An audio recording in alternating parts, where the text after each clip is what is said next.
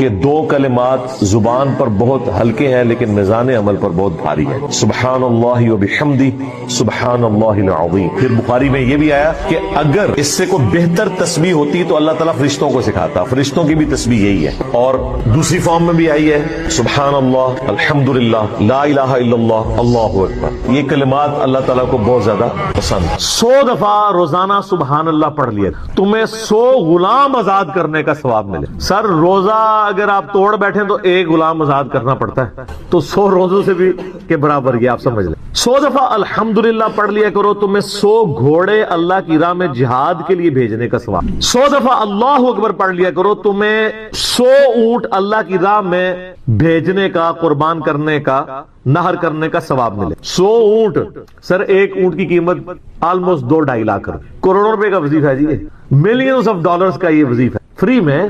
اور 100 دفعہ لا الہ الا اللہ پڑھ لیا کرو، یہ زمین و آسمان کے درمیان جتنا فاصلہ ہے اس کو ثواب سے بھر دے۔ سر لا الہ الا اللہ کے پھر برابری کون کر سکتا؟ وہ حدیث بطاقہ ہے نا، کاغذ کے پرزے والی حدیث جامع ترمذی میں، کہ ایک شخص کے 99 دفاتر گناہوں کے کھولے جائیں گے اور نامہ مال تل رہا ہوگا تو اللہ تعالیٰ فرمائے گا میں کسی کے ساتھ ناانصافی نہیں کرتا۔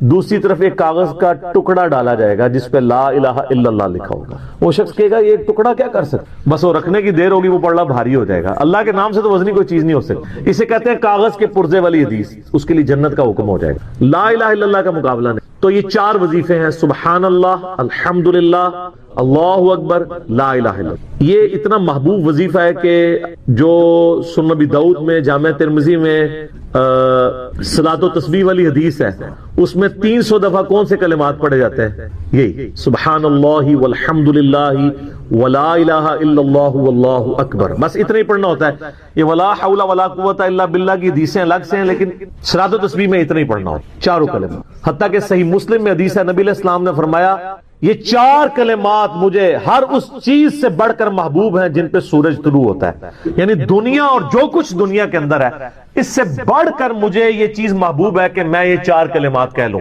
سبحان اللہ والحمدللہ ولا الہ الا اللہ واللہ اکبر۔ اور صحیح مسلم کی ایک اور حدیث ہے کہ نبی علیہ السلام نے فرمایا اللہ تعالیٰ کو اس سے بڑھ کر کوئی اور کلمات محبوب نہیں ہے، اور یہ حصہ بخاری میں بھی ہے اس کا، اور اس میں اللہ تعالیٰ کی طرف سے کوئی پابندی نہیں ہے، تم ان کی ترتیب بھی بدل سکتے ہو، یعنی سبحان اللہ کے بعد آپ اللہ اکبر پڑھ لیں، پھر لا الہ الا اللہ، کوئی فرق نہیں۔ یہ ایک اوپن چیز، آپ یوں بھی کر سکتے ہیں کہ پہلے 100 دفعہ پڑھ لیں سبحان اللہ سبحان اللہ سبحان اللہ، الحمدللہ الحمدللہ الحمدللہ، اللہ اکبر، کیونکہ را کو پھر لام سے ملائیں گے، اللہ اکبر اللہ اکبر اللہ اکبر، لا الہ الا اللہ لا الہ الا اللہ لا الہ الا اللہ۔ اور یوں بھی پڑھ سکتے ہیں، وہ زیادہ بہتر ہے، سبحان اللہ والحمدللہ ولا الہ الا اللہ واللہ اکبر، کیونکہ اکبر پہ وقف کریں گے، ورنہ یہ سبحان اللہ تو الحمدللہ ہی پڑھ نہیں سکتے آپ، کیونکہ الحمدللہ الحمدللہ بنے گا کنٹینیوس، جیسے اللہ اکبر اللہ اکبر اللہ اکبر،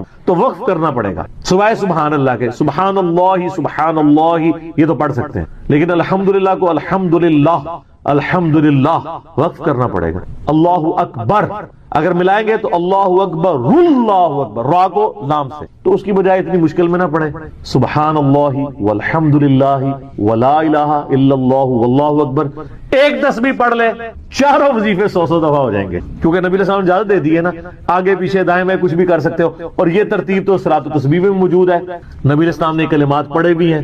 آپ کو پتہ ہے تبلیغی جماعت والے 3 وظیفے بتاتے ہیں، ویسے بڑی سمجھداری سے ہی کسی نے وہ ڈیوائس کیے ہوئے ہیں، 100 دفعہ وہ یہ بتاتے ہیں سبحان اللہ والحمدللہ ولا الہ الا اللہ واللہ اکبر، وہ ساتھ وہ بتاتے ہیں ولا حول ولا قوت الا باللہ، وہ بھی پڑھ سکتے، وہ بھی صحیح بخاری میں رات کو اٹھتے وقت کی دعا ہے، فی العلی العظیم تک بھی پڑھ سکتے ہیں، وہ ابن ماجہ میں موجود ہے۔ میرا ایک یوٹیوب پہ کلپ ہے 6 کلموں کا ثبوت، تو میں نے بتایا 4 کلمے ثابت ہیں، 2 مولویوں کے لکھے ہوئے ہیں آخری والے جو، تو بلکہ وہ میرا بیٹا تو وہ اس کے وہ کورس میں آیا تو اس نے 2 یاد ہی نہیں کیے، تو اس کو ماں کہہ رہی یاد کرو، کہتی ثابت، وہ کہتا ثابت ہی نہیں ہے تو کیوں سارے یاد کر۔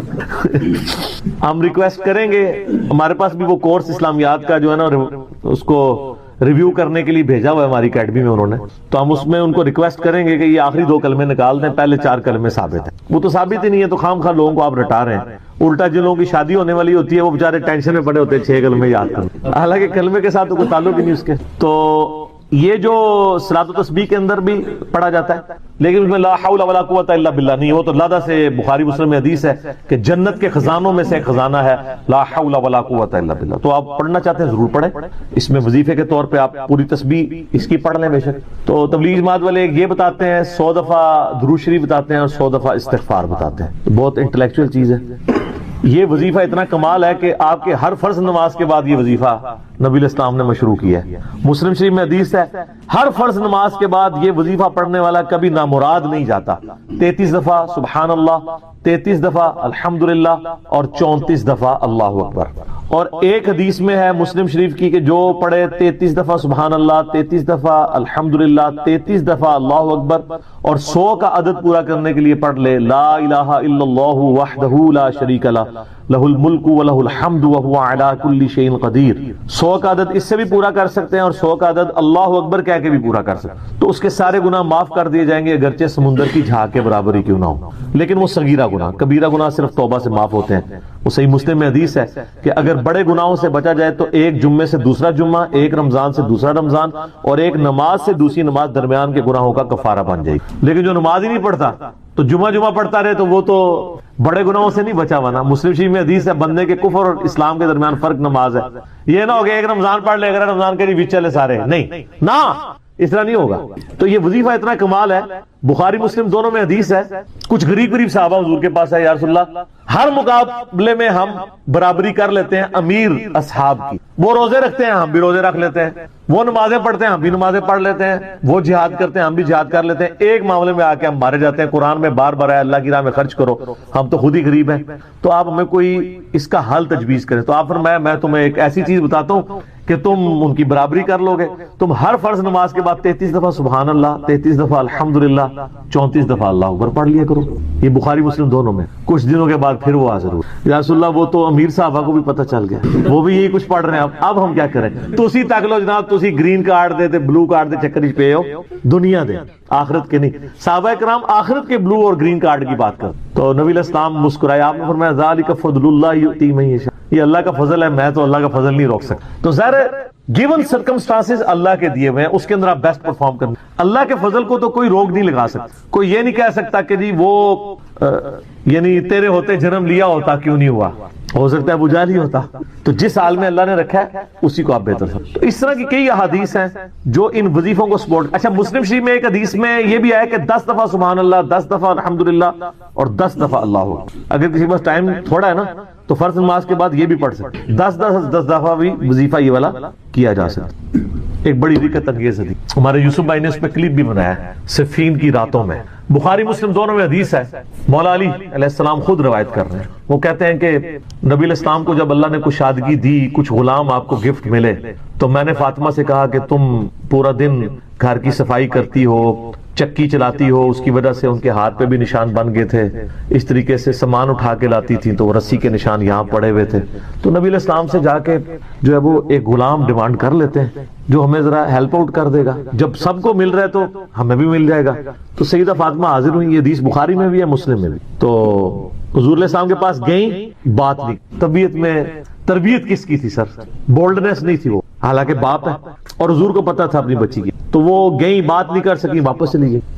تو حضور علیہ السلام محفل برخاست ہوئی، آپ خود آ گئے. سر وہ حدیث کمال ہے. مولا علی کہتے ہیں میں اور فاطمہ ایک چادر میں لیٹے ہوئے تھے اور نبی علیہ السلام ہمارے گھر میں آئے اور پاؤں کی جانب سے نبی علیہ السلام ہمارے بستر میں داخل ہوئے، حتیٰ کہ آپ کے پاؤں کی ٹھنڈک ہم نے اپنے سینے پہ محسوس. یعنی حضور علیہ السلام نے پاؤں کی جانب سے اپنے پاؤں انٹر کیے اور وہ پاؤں سیدہ فاطمہ اور مولا علی کے سینے تک پہنچ گئے تو انہوں نے ان کو سینے سے لگا لیا. سر یہ فرینکنس کسی صحابی کو نصیب ہو سکتی؟ تو آپ نے فرمایا وہ فاطمہ تم آئی تھی، کوئی کام تھا؟ سیدہ فاطمہ سے پھر بھی بات نہیں. تو حضرت علی کہتے ہیں میں نے نا پھر کہا یا رسول اللہ وہ میں نہیں بھیجا تھا، پورا دن کام کرتی ہے. آپ کی بیویاں کہتی ہیں ہماری کوئی ذمہ داری نہیں ہے. یہ بھی تو بیوی تھی نا. بخاری مسلم میں حدیث ہے جنتی عورتوں کی سردار ہے فاطمہ سلام اللہ علیہا. تو میں نے غلام کے لیے عرض کیا تھا یہ تھک جاتی ہے، ہمیں ہیلپ آؤٹ کر دے گا. آپ علیہ السلام فرمایا میں تمہیں سے بہتر نہ چیز عطا کروں؟ کہ یا رسول اللہ عطا کریں. یعنی آپ لوگ تو سمجھ رہے ہوں گے کہ غلام مانگا ہے تو شاید ایک گھوڑا بھی ساتھ گفٹ مل جائے گا. ان کا جب رات کو بسترے پہ جانے لگو نا تو 33 دفعہ سبحان اللہ، 33 دفعہ الحمدللہ اور 34 دفعہ اللہ اکبر پڑھ لیا کرو. یہ تمہارے لیے اس غلام سے بھی بہتر ہے، یعنی سارے دن کی تھکاوٹ اتر جائے گی. سر یہ بہت بہترین وظیفہ.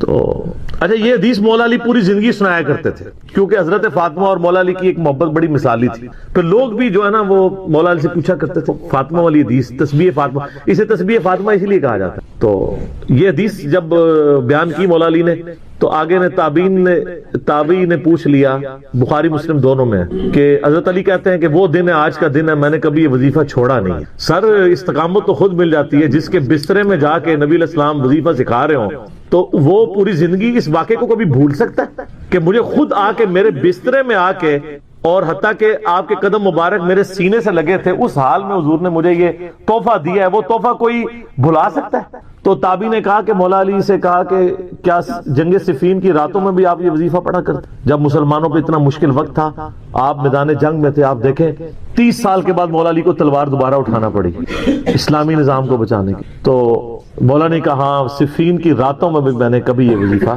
نہیں چھوڑا.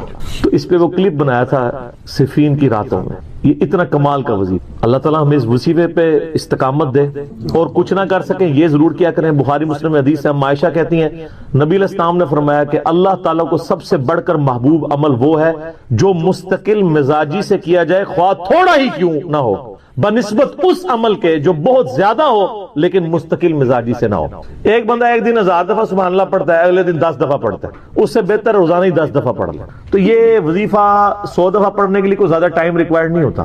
آپ روٹین میں آپ پاس دونوں آپشن ہے، الگ الگ کر کے پڑھ لیں تب بھی ٹھیک ہے، ایک ہی دفعہ میں پڑھ لیں سبحان اللہ والحمدللہ ولا الہ الا اللہ واللہ اکبر تب بھی درست. اور فرض نماز کے بعد تو اور کوئی وظیفہ، ایک آیت الکرسی والا وظیفہ اور یہ تسبیح فاطمہ والا وظیفہ اور تکبیر بلند کرنا، استغفار پڑھنا، اللہم انت السلام منک السلام، سارے اذکار اس میں لکھے ہوئے. چند ایک وظائف تو ضرور پڑھیں اور اس میں یہ والا وظیفہ کبھی نہ چھوڑیں، یہ بہت ایکسٹرا آرڈنری ہوتا ہے. روزے کی جو ٹائمنگز ہیں، یعنی سحری اور افطاری کی، یہ بھی اکثر لوگ پوچھ رہے ہوتے ہیں کہ ہم نے اذان کو فالو کرنا ہے یا ٹائمنگ کو فالو کرنا ہے. بھائی آپ نے ٹائم کو فالو کرنا ہے. اذان جو ہے وہ سحری اور افطاری کے لیے نہیں دی جاتی، اذان دی جاتی ہے آج کے دور میں اس لیے کہ نماز کے لیے آپ کو انفارم کیا جائے. وہ بھی خیر ہم گھڑیوں سے معاملہ چلا سکتے ہیں لیکن وہ شعار اسلام میں سے اسے ہم چینج نہیں کر سکتے. اس لیے اذانیں تو ساری کی اذانیں بھی 15 منٹ تک ہوتی رہتی ہیں اور لوگ اس دوران کھاتے پیتے رہتے ہیں. تو اس طرح تو روزہ نہیں ہوگا بھائی.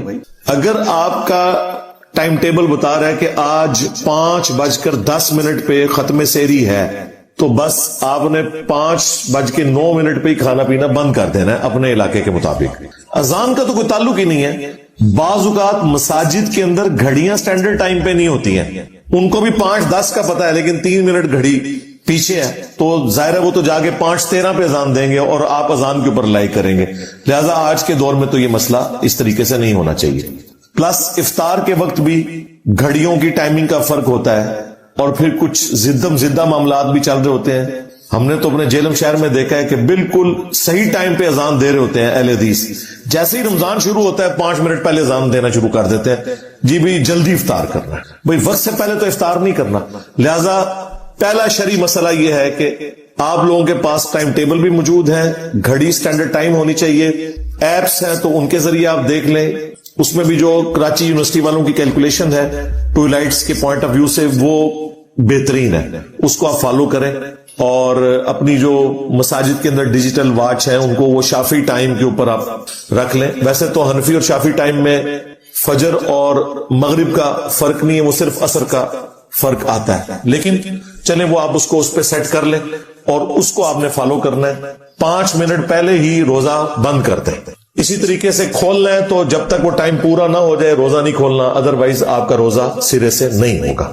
یہ ایک کریٹیکل مسئلہ ہے. باقی قرآن حکیم میں جو میں نے آپ کو بتایا رکوع نمبر 23 آیت نمبر 183 سے 188 اس میں بھی آیا ہے کہ آپ نے روزے کو سٹارٹ کرنا ہے طلوع فجر سے لے کر رات ہونے تک. اور رات کی ڈیفینیشن شریعت میں غروب آفتاب ہے.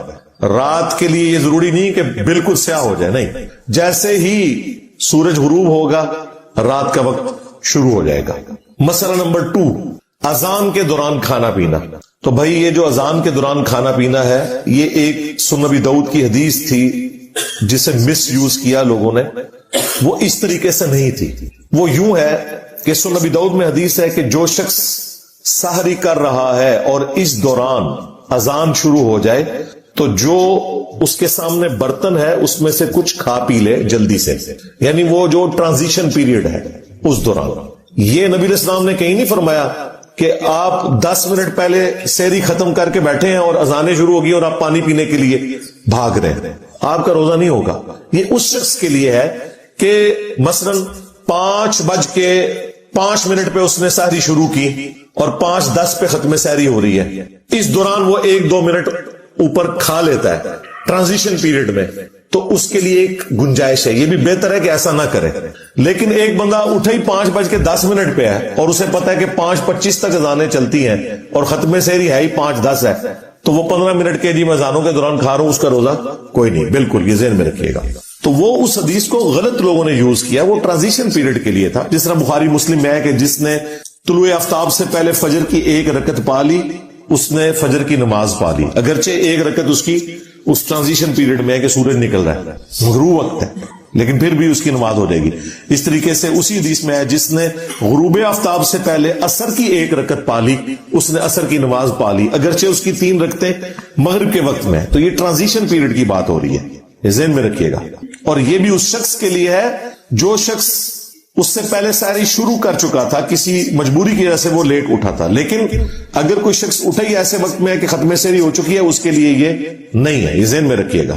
اس کی مرضی ہے، ٹھیک ہے، وہ 8 پیرا روزہ رکھنا چاہتا ہے رکھ لے، ادر وائز چھوڑنا چاہتا ہے چھوڑ دے، بعد میں ایک روزے کی قضا دے دے اگر اسے یہ خدشہ ہے کہ میں کھائے پیے بغیر روزہ چلا نہیں سکوں گا. بخاری مسلم میں حدیث ہے کہ جب حضرت بلال اذان دیں تو تم کھانا پینا ترک نہ کرو، کیونکہ وہ لوگوں کو اٹھانے کے لیے اذان دیتے ہیں. اور جب عبداللہ ابن ام مکتوم اذان دیں تو تم فوراً کھانا پینا ترک کر دو، کیونکہ وہ ایک نابینا شخص ہیں. جب تک انہیں کوئی یہ نہ بتائے کہ طلوع فجر ہو چکی ہے، یعنی ختم سحری کا وقت ہو گیا، اس وقت تک وہ اذان نہیں دیتے. تو جیسے ہی وہ اذان دیں فوراً کھانا پینا چھوڑ دو. اس زمانے میں اذان کے ذریعے بتایا جاتا تھا کہ ختم سحری ہو چکی ہے. تو ظاہر ہے کہ وہ اتنا ایکوریٹ تو نہیں ہوتا ہوگا جتنا آج کل ہے. آج کل تو ہم سیکنڈز تک بتا سکتے ہیں، لہذا ان کے اوپر تو وہ والی گرفت اس انداز میں نہیں ہو سکتی. لیکن آج ہمیں پوری کی پوری کیلکولیشنز پتہ ہے. لیٹ لانگ کے ذریعے عام سافٹ ویئرز کے اندر بھی 1.5-2 لاکھ شہروں کے نمازوں کے ٹائم اور سحری اور افطاری کے ٹائم لکھے ہوتے ہیں. ظاہر ہے وہ نمازوں والی ٹائم ہے نا. فجر کا وقت جب داخل ہوتا ہے وہ ختم سحری ہے، اور جب مغرب کا وقت شروع ہوتا ہے وہ غروب آفتاب ہے، وہاں پہ آپ نے روزہ کھولنا ہے. لہذا آج کے دور میں تو ایسا سچ یہ کوئی مسئلہ نہیں رہا. مسئلہ نمبر 3، اگر کوئی شخص غلطی سے مغرب سے پہلے روزہ کھول لے تو اس کا روزہ باطل ہو جائے گا، بعد میں 1 روزے کی وہ قضا دے گا. صحیح بخاری میں آتا ہے کہ نبی علیہ السلام کے زمانے میں کافی گہرے بادل آگے مغرب میں، تو اس وقت تو گھڑیوں والا سلسلہ ہی نہیں تھا. تو اسما بنت ابی بکر کہتی ہیں کہ ہم نے روزہ کھول لیا اور بعد میں سورج نکل آیا. اس زمانے میں علم غیب نہیں تھا ہوتا اصل میں. ہاں آپ کو انہوں نے کہانی کروائی ہوئی ہے جی، کوئی بڑے سے بڑا غوث قطب ابدال بھی ہو، وہ ایک صحابی کے گھوڑے کے قدموں کی ہاک نہیں ہے، اور غوث قطب ابدال تو پوری کائنات کو اس طرح دیکھ رہے ہیں جیسے ہتھیلی کے اوپر دانا. یار میں صحابہ کرام کی حضرت ابوبکر کی بیٹی کی بات کر رہا ہوں، ٹھیک ہے، جو صحابی ہیں، حضرت زبیر کی بیوی ہیں، عبداللہ ابن زبیر کی والدہ ہیں. وہ کہہ رہی ہیں کہ ہم نے روزہ کھولا اور بعد میں سورج نکل آیا. تو وہ عبداللہ ابن زبیر کا جو چھوٹا بھائی ہے عروہ ابن زبیر، ان کے بیٹے تھے ہشام، وہ یہ روایت بیان کر رہے تھے. تو وہ ہشام بن عروہ سے کسی نے پوچھا کہ جب سورج نکل آیا تھا تو پھر وہ روزے کا کیا بنا؟ تو انہوں نے کہا روزے کی قضا دی تھی، اس کے سوا تو کوئی چارہ ہی نہیں تھا. لیکن دیکھیں آج یہ نہیں ہو سکتا. میں کہتا ہوں جی گپ اندھیرا چھا جائے اور غروب آفتاب کا ٹائم آپ کی گھڑی بتا رہی ہے 6:20، ہمارا بچہ بھی روزہ نہیں کھولے گا، جو مرضی ہو جائے. وہ کہے گا جی یہ تو سورج نکل آئے گا. یہ سائنس کی برکات میں آپ کو بتا رہا ہوں کہ آج کل دین کو پریکٹس کرنا کتنا آسان ہے. یہ غلطی کے چانس ہی ختم ہو گئے. تو اس سے یہ بات پتہ چل گئی کہ اگر کوئی شخص اس طریقے سے غلطی کر بیٹھے تو وہ بھول چوک اس کی معاف نہیں ہوگی، اس کا روزہ اسٹیبلش ہی نہیں ہوگا اس کیس کے اندر. मसला नंबर 4 कि अगर कोई शख्स भूल कर खा पी ले, यानी उसे ये याद नहीं रहा कि उसका रोजा था, तो अब इसका हुक्म डिफरेंट है। वो बुखारी मुस्लिम में हदीस है, जो शख्स भूल कर खा पी ले तो उसे अल्लाह ने खिलाया और पिलाया है, उसका रोजा इससे जाया नहीं होगा। लेकिन जैसे ही उसे याद आएगा, वो जो मुंह में भी लुकमा है वो बाहर फेंकना होगा। ये नहीं है कि आप बोटी रखी हुई है तो चलो, नहीं, उस एक लम्हे में जैसे ही आपको पता चला तो उसको भी आपने मुंह वाली ग़िज़ा को भी बाहर निकालना होगा। अगर उससे आपने अंदर कर लिया फिर रोजा गया, क्योंकि अब आपको पता चल गया। इसी तरीके से इसी में इंप्लाइड है, अगर कोई मियां बीवी का ताल्लुक इस एतबार से कायम हो गया, वैसे तो ये बहुत दूर की बात है, लेकिन चूंकि हमें सवाल पूछा जाता है, हमारी मजबूरी है कि हम बताएं कि वो भी फिर रोजा उसका इस एतबार से बातिल नहीं होगा अगर भूल कर कोई ऐसा मामला हुआ। मसला नंबर 5, मर्दों के लिए अगर नाइट फॉल वाला इशू हो जाए, इख्तलाम हो जाए रोजे की हालत में, तो क्या उसका रोजा टूट जाएगा? नहीं, उसका रोजा नहीं टूटेगा, क्योंकि ये तो उसके इख्तियार में नहीं है। लिहाजा नाइट फॉल के केस में रोजा नहीं टूटता।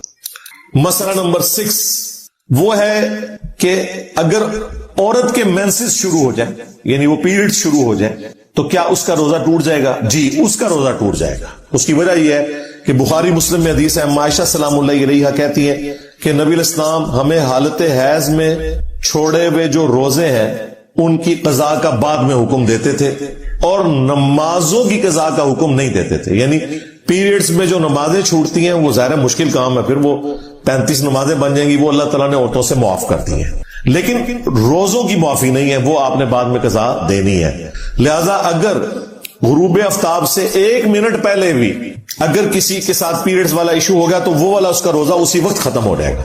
लेकिन जाहिर है कि फिर वो लोगों के सामने खाने पीने की तो जरूरत नहीं है, औरतों को पता होता है, वो पर्दे से अपने मामलात को लेके चल रही होती है। मसला नंबर 7, क्या जुनूबी शख्स जिस पे गुस्ल फर्ज हो वो रोजा रख सकता है? बिल्कुल रख सकता है। बुखारी और मुस्लिम दोनों में हदीस है, अम्मा आयशा सलामुल्लाह अलैहा कहती हैं कि नबी इस्लाम हालत जनाबत में होते थे, इख्तलाम की वजह से नहीं, किसी और वजह से। वो उन्होंने पर्दे में बात की मियां बीवी के ताल्लुक के पॉइंट ऑफ व्यू से। तो नबी इस्लाम रोजा रख लिया करते थे और फिर तुलुए फज्र के बाद गुस्ल उतारा करते थे। यानी आप अगर उठे हैं सपोज 4:45 बजे और आपको पता है 5:10 पे खत्म सारी है, अगर मैं गुस्ल करने गया तो मेरी सारी रह जाएगी, तो कोई जरूरत नहीं गुस्ल करने की, तसल्ली से सारी करें, उसके बाद आप गुस्ल उतारें। जुनबी शख्स रोजा रख सकता है। इसी में वो इंप्लाइड हो गया मसला जो मैंने पहले बयान किया था कि अगर कोई शख्स जुनबी है तो जुनबी होना उसके रोजे को नहीं तोड़ेगा, क्योंकि जुनबी जब रोजा रख सकता है और रोजे के दौरान कोई जुनबी हो गया नाइट फॉल की वजह से, तो फिर उसका रोजा नहीं टूटेगा। अलबत्ता अगर कोई जानबूझ के ऐसा मामला करता है, खा वो इज़्दिवाजी ताल्लुक का हो या कोई अनफेयर मीन्स को यूज करे, मैं वो इन्वर्टेड कामर्स में एक जरा पर्दे में गुफ्तगू कर रहा हूं, दोनों सूरतों में उसका रोजा फिर चला जाएगा, सीधी सी बात है। मसला नंबर 8, रोजा किन कामों से टूटता है? ये तो कुछ हमने डिस्कस कर लिए, इन्हें सम अप कर लें। नंबर 1, जानबूझकर खाने पीने से रोजा टूट जाएगा। नंबर 2, जानबूझकर मियां बीवी का ताल्लुक कायम करना, वो रोजा तोड़ देगा। और नंबर 3, वो स्पेसिफिकली औरतों के लिए है कि जब उनके पीरियड शुरू होंगे ऑटोमेटिकली उनका वो रोजा टूट जाएगा, लेकिन वो रोजा बाद में कज़ा करेंगे, ये वो गुनाह वाले जुमरे में नहीं आएगा। और नंबर 4, अगर कोई शख्स गलत तरीके से, यानी मर्दों के लिए मैं बात कर रहा हूं, मस्टरबेशन वाला इशू करते हैं तो उनका रोजा भी टूट जाएगा। मसला नंबर 9, अगर कोई रोजा तोड़ ही बैठे तो उसका फिर कफारा क्या होगा? तो वो बुखारी और मुस्लिम में रिपोर्ट हुआ है कि अगर कोई शख्स मियां बीवी के इज़्दिवाजी ताल्लुक की वजह से रोजा तोड़ बैठा है तो उसका तो बड़ा सख्त कफारा है। एक गुलाम को आजाद करेगा जो आजकल ऑब्सोलीट हो चुके हैं, अब तो गुलाम नहीं मिलते।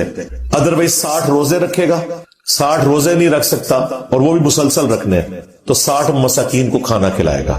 और ज़ाहिर है ये उसके लिए जो बेचारा अफोर्ड कर सकता, जो नहीं कर सकता सिर्फ तौबा कर ले, काफी है। तो ये कफारा, इसके ऊपर इमाम बुखारी ने बाब बांधा है कि अगर मियां बीवी के ताल्लुक की वजह से रोजा टूटे तो उसका ये कफारा है। बेसिकली इमाम बुखारी ने हनफियों का रद्द किया।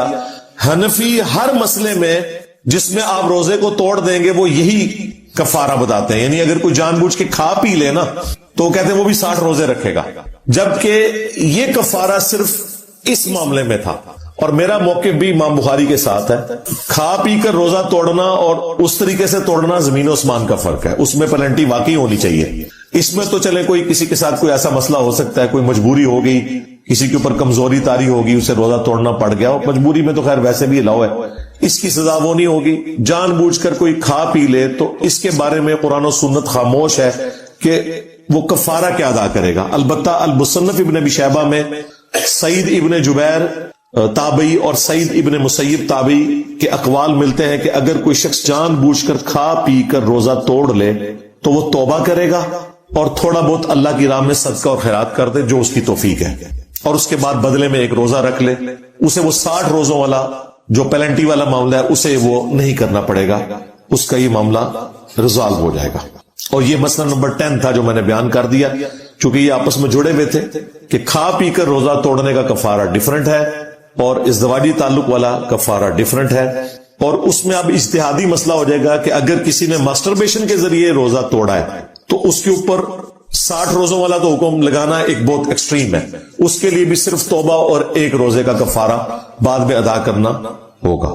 مسئلہ نمبر 11, روزے کی قضا کب تک کر سکتے ہیں, یعنی اگلا رمضان آنے سے پہلے کب کرنی ہے. تو اس کے بارے میں بخاری اور مسلم دونوں میں حدیث ہے. عائشہ سلام اللہ علیہا کہتی ہیں کہ میں اپنے جو پیریڈز کے روزے چھوٹ جاتے تھے رمضان کے, میں ان کی قضا شعبان کے مہینے میں دیا کرتی تھی, جو اگلا شعبان آنے والا ہے, یعنی اگلے رمضان سے پہلے جو شعبان کا مہینہ تھا اس میں عائشہ کہتی ہیں کہ میں قضا دیا کرتی تھی.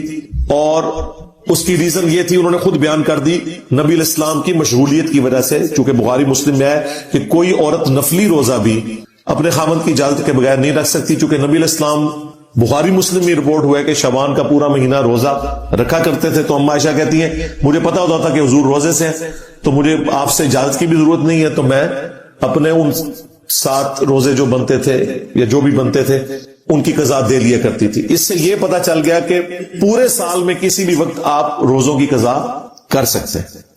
بعض لوگ شوال کے 6 روزوں کے اندر ڈبل نیت کر لیتے ہیں, اس طرح نہیں ہوگا بھائی. ہاں, یہ ہو ہی نہیں سکتا کہ آپ نے نوٹوں کے کیس میں, مال کے کیس میں تو یہ نہیں کرتے کہ ڈبل نیت کر لیں, تو وہ نفلی روزے الگ سے رکھنے ہوں گے, یہ قضا روزے الگ سے. تو پورے سال میں کسی بھی وقت آپ روزے قضا کر سکتے ہیں, اور اس میں آپ کے اوپر کوئی قدغن نہیں ہے کہ گرمیوں میں روزے چھوٹے ہیں تو سردیوں میں کیوں قضا دے رہے ہیں, آپ کی مرضی دے سکتے ہیں, اس کے اوپر اللہ تعالیٰ نے کوئی گرفت نہیں رکھی. اسی میں ایک اور مسئلہ اس کے ساتھ جو جڑا ہوا ہے وہ یہ ہے کہ اگر کوئی شخص اگلا رمضان آ گیا اور رمضان شریف کے روزوں کی قضا نہیں دی تو اب وہ کیا کرے, اس میں قرآن و سنت خاموش ہے. البتہ سنن کبریٰ البیہقی میں حضرت ابو ہریرہ کا فتویٰ ہے کہ اگر اگلا رمضان بھی آ گیا تو اب اگر کوئی شخص پچھلے رمضان کے روزوں کی قضا اس رمضان کے گزرنے کے بعد کرے گا تو وہ پھر ڈبل کام کرے گا, روزے کی قضا بھی اور ہر اس روزے کے بدلے فدیہ بھی دے گا, جو قرآن میں ہے مسکین کو 1 وقت کا کھانا کھلانا یا اس کی ایکویلنٹ رقم دے دینا, وہ بھی دے گا. اب اسے اس کا فدیہ بھی دینا ہوگا اور قضا بھی کرنی ہوگی. مسئلہ نمبر 12, فدیہ کتنا ہے. وہ قرآن میں ہے کہ 1 مسکین کو 1 وقت کا کھانا کھلانا. حنفی ویسے کہتے ہیں 2 وقت کا کھانا. قرآن میں صرف آیا ہے کہ مسکین کو کھانا کھلانا ہے, وقت ذکر نہیں ہوا, تو اس میں امپلائڈ ہے کہ 1 وقت کا ہی کھانا ہے. اور اس مسکین کا خود روزہ دار ہونا کوئی ضروری نہیں ہے, نہ اس کا خود کوئی نمازی ہونا ضروری ہے. کسی بھی مسکین کو آپ کھانا کھلا دیں, آپ نے اللہ کے لیے کھلایا, وہ ہو جائے گا. اور یہ بھی آپ کر سکتے ہیں کہ 1 سے زیادہ روزے ہیں تو مختلف مساکین کو جمع کر کے کھانا کھلا دیں, یا روزانہ کے اعتبار سے. لیکن قرآن میں آئے کہ آپ نے وہ کھانا جو آپ خود اوسطاً استعمال کرتے ہیں نا, وہ والا کھانا آپ نے کھلانا ہے. وہ آپ کھانا بھی کھلا سکتے ہیں, ہنڈیا میں سے ایک بندے کا سالن شام کے وقت اور ساتھ 2 روٹیاں جو بھی مانگنے والا آئے اس کو دے دیا تو وہ ہو گیا, کسی غریب کے گھر بھجوا دیا, یا اس کے ایکویلنٹ آپ کوئی رقم بھی بھجوا سکتے ہیں. وہ آپ کو اللہ تعالیٰ نے اس حوالے سے آسانی دی ہوئی ہے. بخاری میں تو آتا ہے کہ انس بن مالک جب بوڑھے ہو گئے تھے نا تو وہ روزے نہیں رکھ سکتے تھے, 100+ ان کی ایج ہو گئی تھی, تو وہ مساکین کو اپنے گھر بلا کر گوشت کے ساتھ کھانا کھلایا کرتے تھے, یعنی اعلیٰ درجے کا کھانا کھلاتے تھے کہ میں اللہ کی راہ میں خیرات کر رہا ہوں, اس لیے اعلیٰ درجے کا کھانا میں دوں گا. اور پھر وہ آیت پڑھتے تھے قرآن حکیم کی سورۃ البقرہ کی کہ وہ لوگ جو مشکل سے روزہ رکھنے کے اوپر قادر ہیں تو وہ فدیہ دے سکتے ہیں مساکین کو. मसला नंबर 13 कि जो प्रेग्नेंट हामिला औरत है और दूध पिलाने वाली औरत, उसके रोजों का क्या मसला होगा। कुरान हकीम में तो अल्लाह ताला ने दो तरह के लोगों को इजाजत दे दी कि वो रोजे बाद की दिनों में गिनती पूरी कर लें जो छोड़ेंगे। नंबर 1 मुसाफिर और नंबर 2 मरीज। लेकिन जामिया तिरमिज़ी, सुनन नबी दाऊद, सुनन नसाई और सुनन इब्न माजा में मौजूद है, नबी इस्लाम ने मरीजों के साथ साथ हामिला औरत और दूध पिलाने वाली औरत को भी इजाजत दी है कि वो अपने रोजों को मुअक्कर कर सकती है बाद में रखने के लिए।